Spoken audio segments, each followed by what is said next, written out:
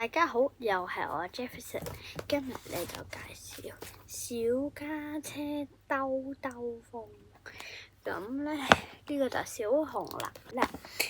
啵啵，我係小家車小紅，今日咧就要去狸貓叔叔嗰度載貨，去兔子先生屋企喎。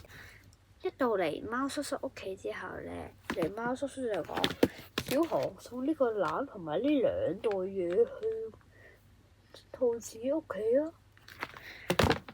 跟住咧就話：小紅，你知唔知佢講咗啲咩？佢咧就講咗：哇，係 BB 籃好得意啊！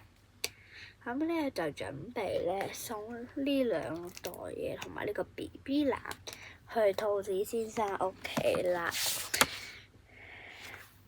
好，啵啵，我要出發啦！咁小紅喺度就講，跟住咧記得翻山越嶺先可以去到嗰度兔子先生屋企。OK， 咁去到大城市，啵啵啵，小紅終於嚟到大城市啦！多人多車，咁就小紅咧就因為係一架小卡車嚟嘅，全部個車嘛，跟住 OK， 跟住咧佢咧就即刻嘣一聲，佢哋去到呢度啦，飛過咗小紅啦，跟住咧就話有個運住新幹線嘅叔叔就講，拖車叔叔，佢就話：你嘅呢架廢鐵車啊，遲早會去劏嘅啫。小紅心諗，拖車阿姨又可以做好多人，咁呢個咧救護車叔叔咧又好快可以將病人送到醫院。咁呢個叫做咩？呢個郵差叔叔咧，郵差服務車叔叔咧就可以送好多信去周圍嘅地方。但係我咧又跑得唔快，又載唔到大型嘅貨物，又載唔到好多人。咁話唔定我又真係一個又細又慢冇用嘅嘢。小紅咧穿越咗成個大城市，一邊喺度喊，跟住去到呢個時間，哇！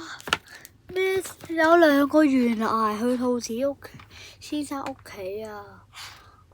哎呀，我唔識飛嘅喎，咁點過去咧？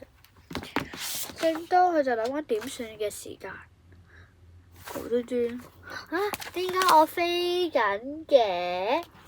小紅就講，跟住咧，原來係吊車叔叔喺度拖咗佢對面啊！跟住咧遇上凹凸不平嘅路，小紅咧爆咗胎，跟住道路救援車大哥咧就嚟到幫小紅換一個又新又閃靈靈嘅車胎。呢度咧就道路救援車大叔，同埋呢個咧就係頭先嗰個就小紅嚟嘅，就係啦。咁話咁快咧，就到咗兔子先生嘅紅蘿蔔村。正當佢想過橋嗰時咧，佢上咗橋嗰時，哎呀！佢咧就唔小心跌咗落河流嗰度。但係咧，咦？佢啲貨物飛咗出去喎。好在兔子先生接得切個 BB 籃。但係咧，成地都係嗰度神秘嘅嘢咧，都爆晒啦。跟住去到呢個時間咧，道路救援車大哥同埋咧呢個叫做吊車叔叔咧，佢叫醒咗小紅啦。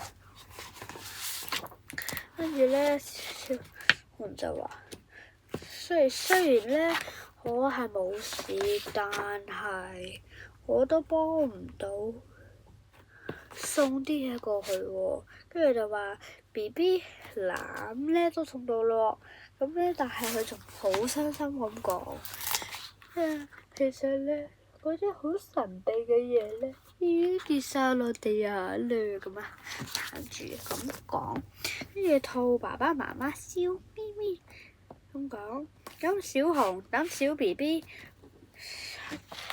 大咗時咧，就可以喺個草原嗰度蹦蹦跳跳啦。跟住咧最尾嘅結局咧就係生咗好多花。咁咧，咦？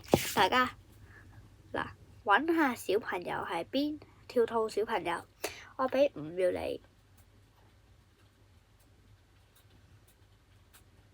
好，答案咧，就喺噔噔噔呢度。好，咁我哋今集去到呢度啦，咁我哋下次再見，拜拜。有個風熄架車就講，唉，你架揸得咁慢，阻住我啊！即刻boom一聲，記得 comment、like、share 同埋 subscribe 我個 channel，下次再見，拜拜。